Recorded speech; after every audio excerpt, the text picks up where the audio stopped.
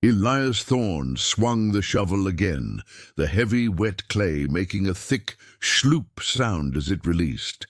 The August heat of 1822 was a physical weight in this narrow Appalachian valley, a thick, damp blanket that clung to his linen shirt and made the air taste of dust and pollen.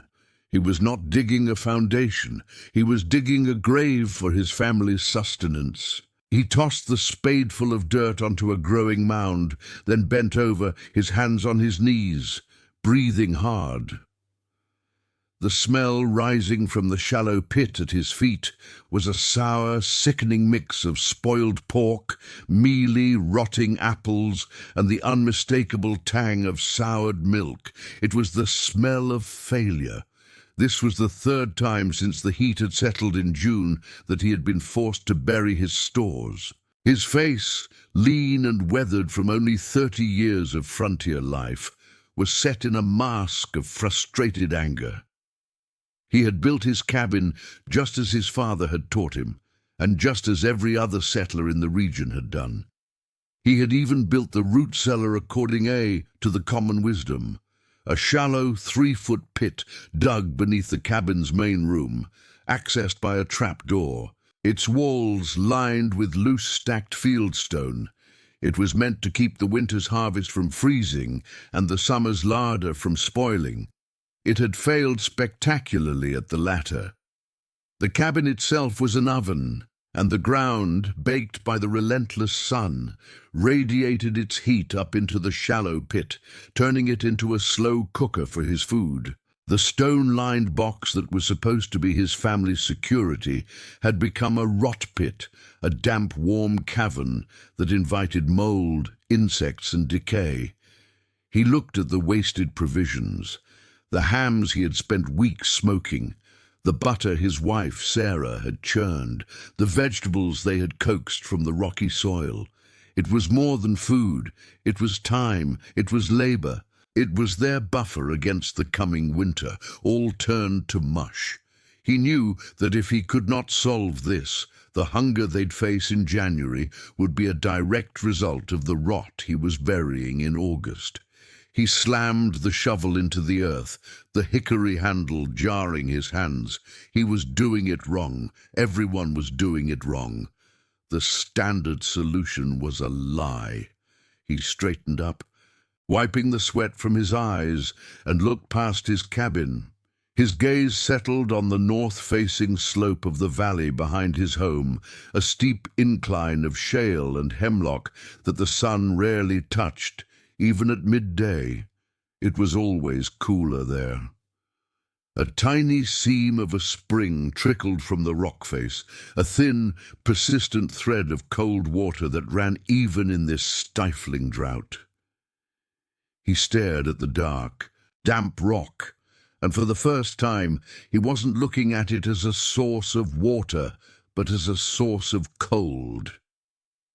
When Elias Thorne had first raised his cabin in the spring of 1820, he had been filled with the singular confidence of a young man possessing new land and old, received wisdom. He had selected his logs with care, notched them with the precision taught to him by his father, and raised the walls in a matter of weeks.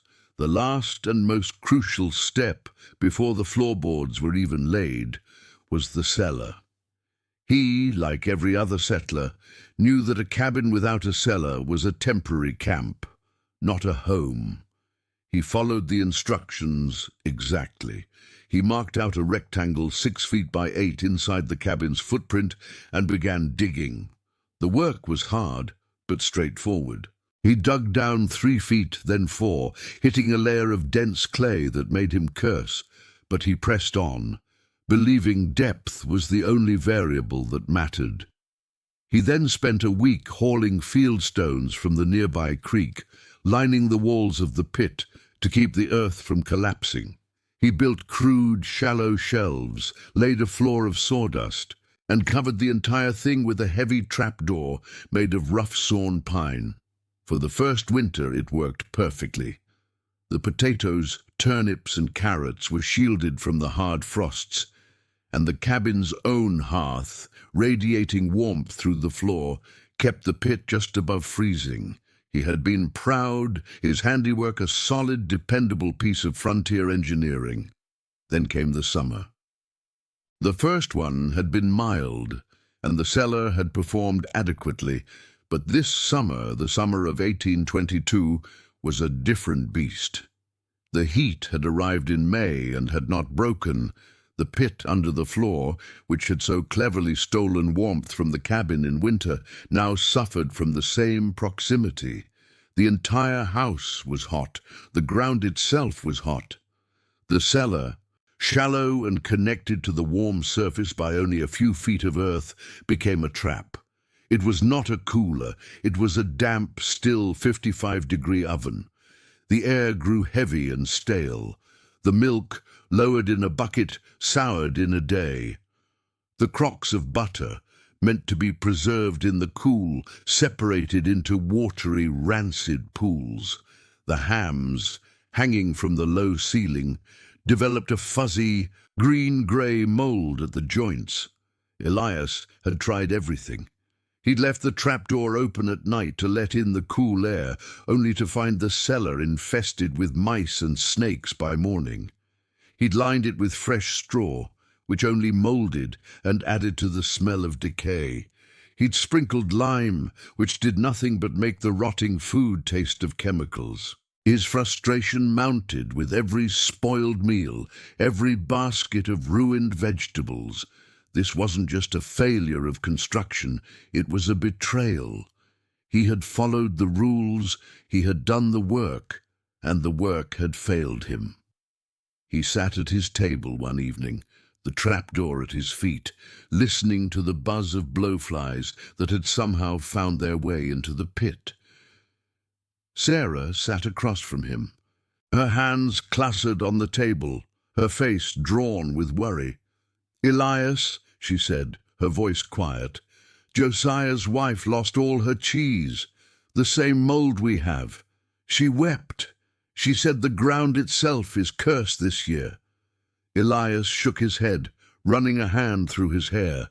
"It's not cursed, Sarah, it's just shallow."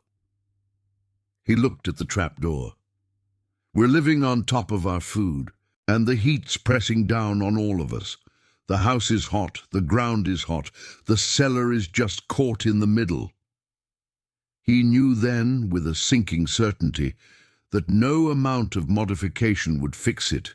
The problem wasn't the straw or the lime or the door.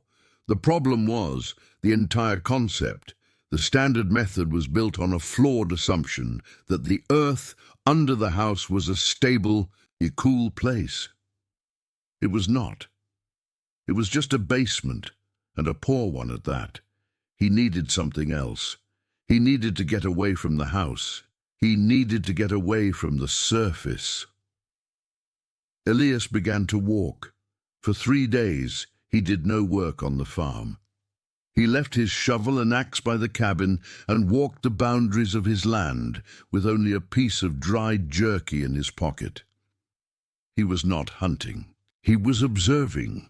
He forced himself to see the land not as a thing to be cleared and built upon, but as a system of forces.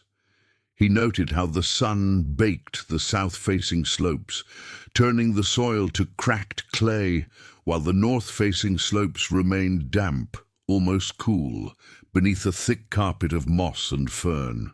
He jammed his hand into a deep fissure in the rock on that north slope near the spring, and felt a puff of cold, damp air exhale from the mountain. It was the mountain's breath, and it was cold. He remembered a trip he had taken years before as a young man, trading furs up in the Pennsylvania settlements. He had stayed with an old German stonemason, a man named Greiner, who had laughed at the English and Scots-Irish settlers' dirt holes. Greiner's farm had a proper kuhlkeller, a stone vault built directly into the side of a hill, with a heavy insulated door and a small stone-lined channel that ran through the middle of the floor. A tiny, constant trickle of water from a diverted spring ran through this channel. The mountain's blood, Greiner had called it. It must always flow. It carries the heat away. You do not just build a box, boy. You build a system. You use the water, you use the stone, you use the shadow. This is how you keep the milk sweet. At the time, Elias had thought the man was half mad, an old-world craftsman obsessed with unnecessary back-breaking labor. Who had time to build a stone room in a mountain? But now, standing on his own land, smelling the rot from his own dirt hole, Greiner's words came back to him with the force of revelation. He had the stone, he had the shadow of the north slope, and he had the spring. He also found himself recalling the practices of the Cherokee, whom his father had taught him to respect, not fight. He had seen their winter camps. They stored their dried corn and beans in deep clay-lined pits, buried far from the living quarters, sealed not just against animals, but against the damp. They understood separation. They didn't mix their living with their storage. They built their smokehouses far from their homes. They built their larders in different places, each suited to its purpose. They didn't try to make one small pit under the floor do 10 different jobs. The failure, he realized, was his own lack of imagination. He was trying to use a winter solution for a summer problem. The synthesis of these ideas, Greiner's stone and water, the Cherokee's principle of separation, and his own observation of the North Slope, formed a clear, terrifying plan in his mind. He would not dig a pit. He would carve a room into the mountain itself. He would build it of stone, not to keep the earth out, to hold the cold in. And he would use the spring. He would pipe the mountain's blood right through it. He returned to the cabin on the 3rd evening, his mind set. Sarah looked at him, seeing a new determination. "I know what to do," he said, and his voice was calm. "I'm going to dig again, but not under the house. I'm going to build a house for the cold." Elias spent the next week not digging but planning. He sat on the north slope, 30 yards behind the cabin, at the spot he had chosen. It was shaded by a canopy of old-growth hemlocks. The sun would never strike the entrance directly. He took his sharpest spade and scraped the moss and duff away, revealing the dark, rocky soil. He had his tools, but more importantly, he had a new one, a makeshift water level, a long, hollowed-out piece of river cane, plugged at both ends with wax and nearly filled with water, a single bubble of air trapped inside. This simple tool, a symbol of precision, would be more important than his axe. His plan was audacious, a fusion of brute labor and careful engineering. He would dig horizontally into the hill, a long rectangular cut, aiming for a room roughly 8 feet wide and 12 feet long.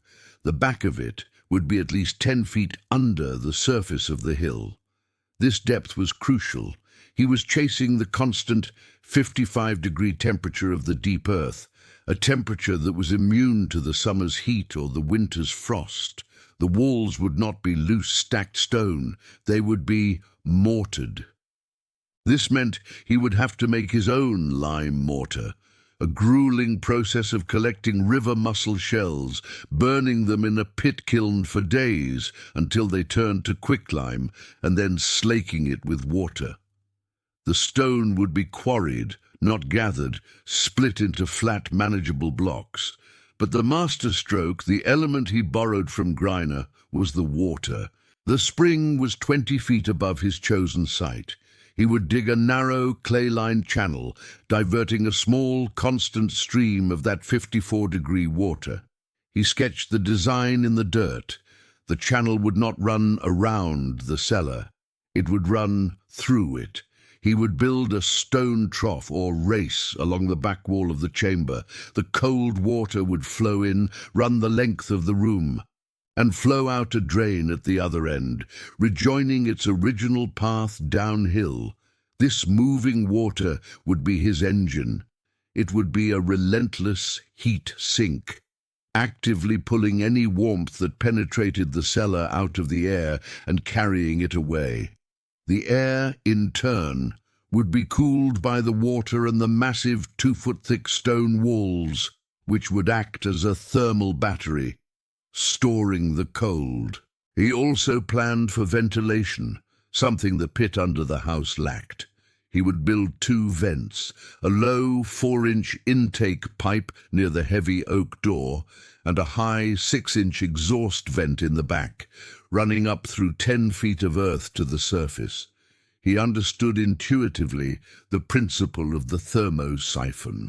The warmer, moister air in the cellar would rise and be pushed out the high vent, which would in turn pull a fresh supply of cooler, drier air in through the low vent. It would be a living, breathing room.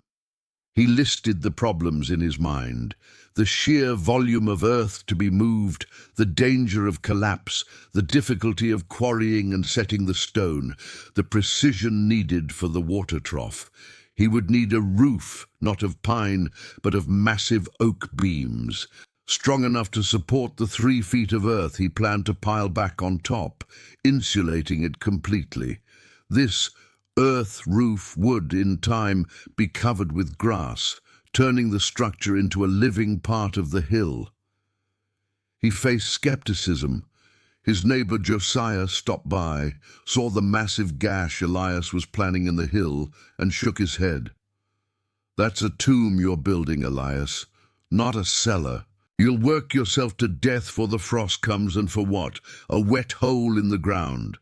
Elias just nodded, sighting along his water level. "Maybe, Josiah. But the cellar I've got now is a cookpot. I'd rather have a tomb."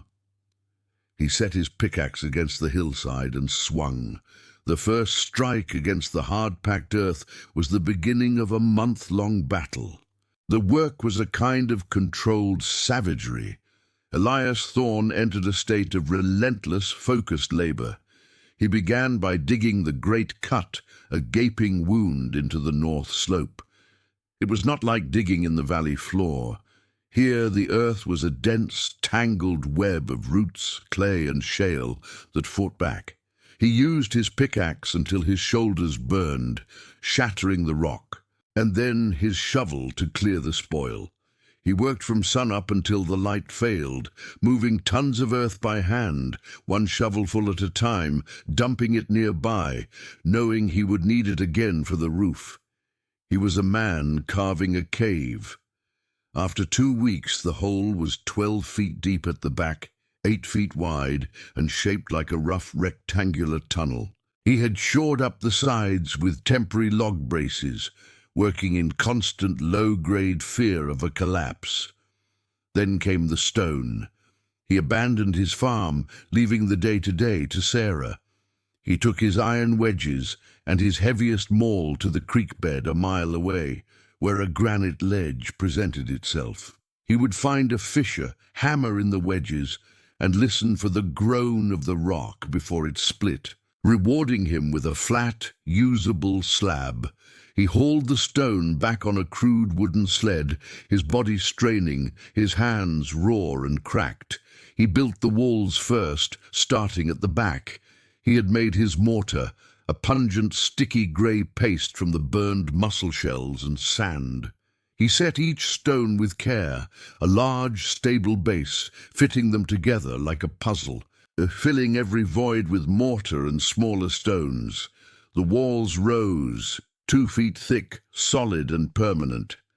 They were not just retaining the earth. They were to be the thermal mass, the very battery of the cold.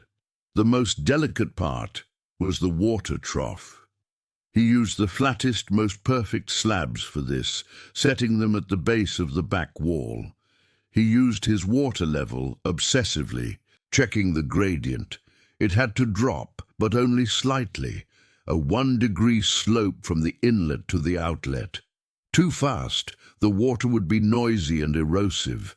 Too slow, it would pool and stagnate. He sealed the joints with a mixture of pine pitch and clay, tamping it into the cracks until the trough was a seamless stone-lined channel. He felled 2 massive oak trees for the roof beams, broad-axing them flat on 2 sides. Hoisting them into place was a Herculean task that required a tripod of logs, his mule, and all of Sarah's strength on the guide rope. One by one, the 4 beams settled onto the stone walls. He covered them with thick planked sheathing, then a layer of birch bark peeled in great sheets as a waterproof membrane. Finally, he built the ventilation pipes, simple wooden boxes, and set them in place. The high vent ran from the ceiling up through the hole he'd left and projected 2 feet above the hillside. He built the heavy, double-thick oak door and its frame last, setting it deep into the stone face. Then came the final act. He took the tons of earth he had excavated and, with Sarah's help, began to shovel it back onto the roof. They packed it down layer by layer until 3 feet of earth covered the beams, blending the structure back into the hill. When he was done, all that was visible was a heavy oak door set into a stone facade and a small grassy mound that looked, as Josiah had predicted, very much like a tomb. He let the mortar cure for a week. Then, with a shovel, he dug the final, small connecting trench from the spring. He watched as the clear, cold water hit the inlet, filled the trough, and began its quiet, steady journey through the darkness. It gurgled, found its level, and flowed out the other side. Elias stood in the doorway. The air inside was already different. It was cold. It smelled of wet stone, clean earth, and fresh water. He hadn't just built a cellar. He had built a piece of the mountain's own heart. The test came not in the autumn, but the following summer. The winter of 1822 was harsh, but the new spring house performed admirably, keeping their stores just above freezing, the constant flow of 54-degree water acting as a gentle heater against the sub-zero air. But its true purpose, the one born of rot and desperation, was yet to be proven. July of 1823 arrived with a vengeance, a brutal, suffocating heat wave that settled over the valley for 3 weeks. The sun was a white-hot disk in a hazy sky. The creeks ran low, and the air was so still and humid that even sitting in the shade provided no relief.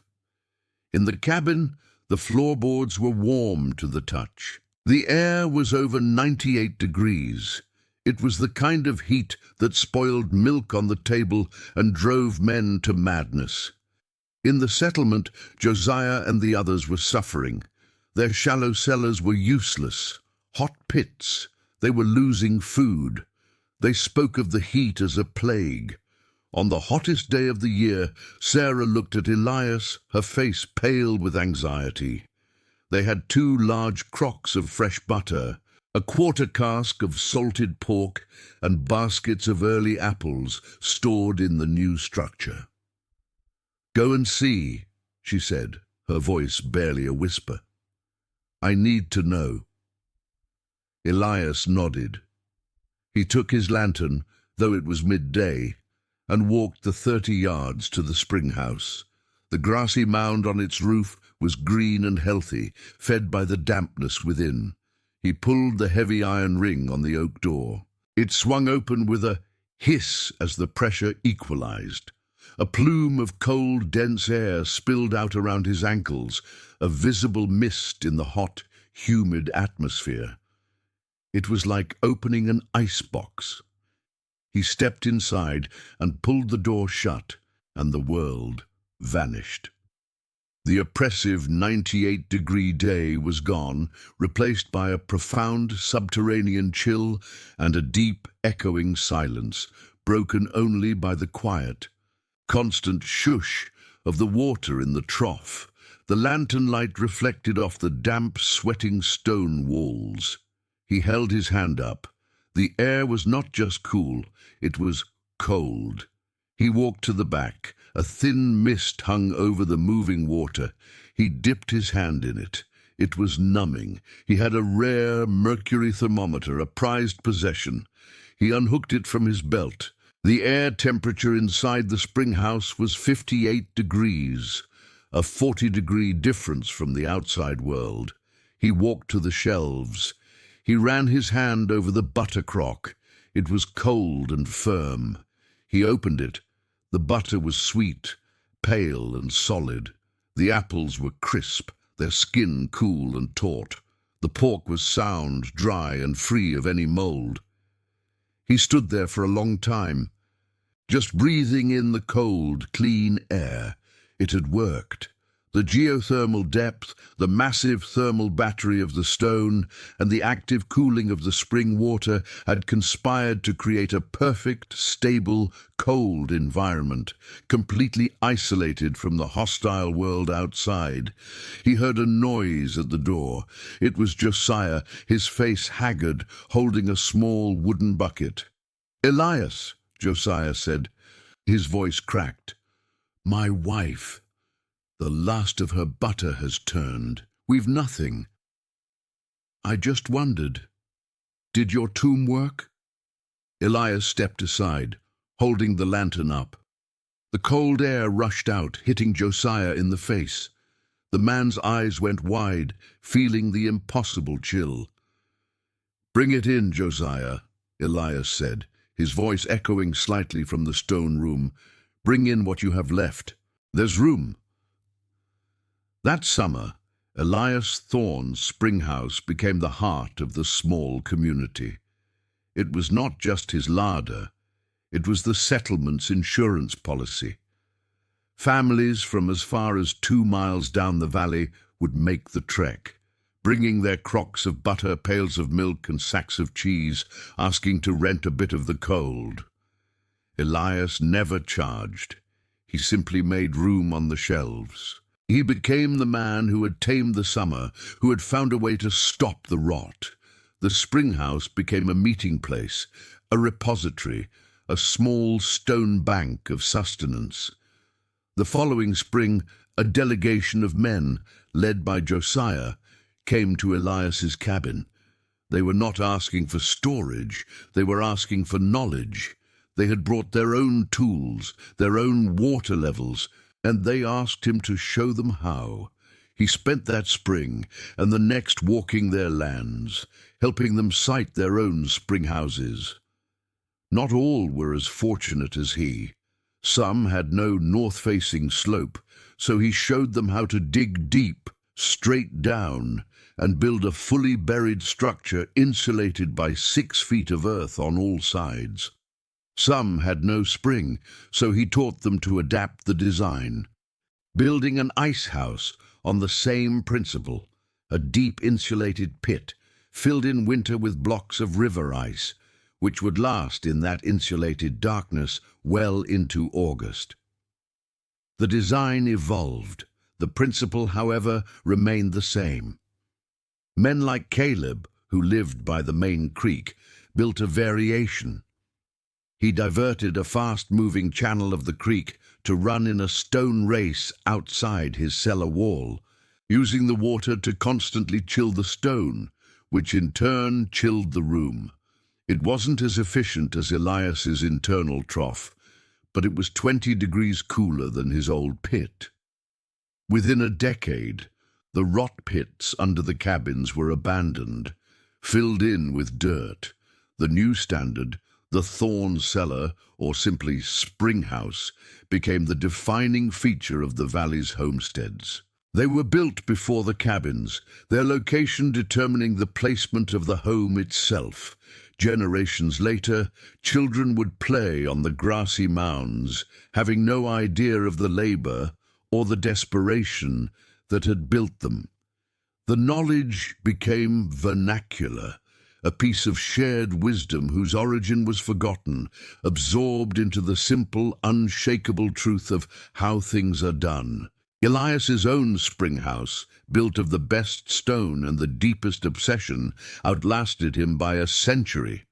His shovel, its hickory handle worn smooth as glass, hung over his grandson's hearth, not as a tool, but as a quiet monument to the man who had dug his way to an answer. The genius of Elias Thorne's solution was not in a single invention, but in his synthesis of three timeless physical principles. He had, without any formal training, mastered thermodynamics. He built a system that worked with the laws of nature, not against them. First, he had leveraged geothermal stability. He understood that the enemy was the surface, the top few feet of earth that baked in the summer and froze in the winter. By digging 10 feet into the north-facing hill, he broke through that volatile layer and reached the deep earth, a zone where the temperature remains a near constant 55 degrees Fahrenheit all year long. He was not just insulating his larder from the 98-degree air, he was anchoring it to the massive, stable temperature of the planet itself. Second, he employed the principle of thermal mass. He didn't build with wood, which transfers heat quickly. He built with 2-foot-thick stone and covered it with 3 feet of earth. This massive, dense barrier of stone and soil acted as a thermal battery. It could absorb an enormous amount of heat energy without its own temperature rising significantly. It buffered the cellar from any small daily fluctuations, ensuring that the cold, once established, stayed cold. The stone walls became a fortress of stability. Finally, and most brilliantly, he created a system of active cooling. The geothermal stability and thermal mass were passive defenses, but the spring water was an active, tireless engine.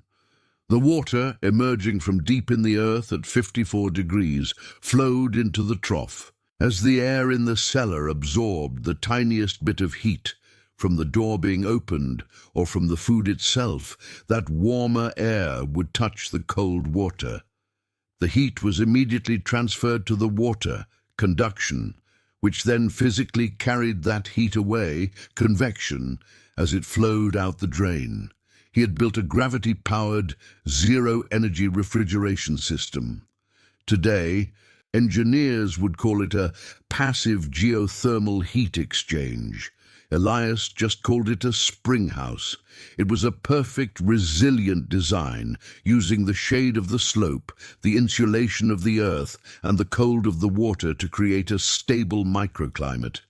He had not fought the environment. He had simply observed its rules and channeled its power. Elias Thorne lived to be a very old man. He watched the valley fill, saw his children build their own homes, and saw his grandchildren play on the grassy roof of the cold house. He saw his design, his desperate innovation, become so common that it was no longer remarkable. It was simply the way. His original spring house, the one he had built with his own raw, bleeding hands in 1822, became a kind of legend. Long after the cabin it served had rotted back into the earth, the stone structure in the hill remained. The heavy oak door was replaced twice, but the walls never shifted, and the water in the trough never stopped its quiet, steady song. It continued to serve, a small, dark, cold room that held the memory of the man who built it.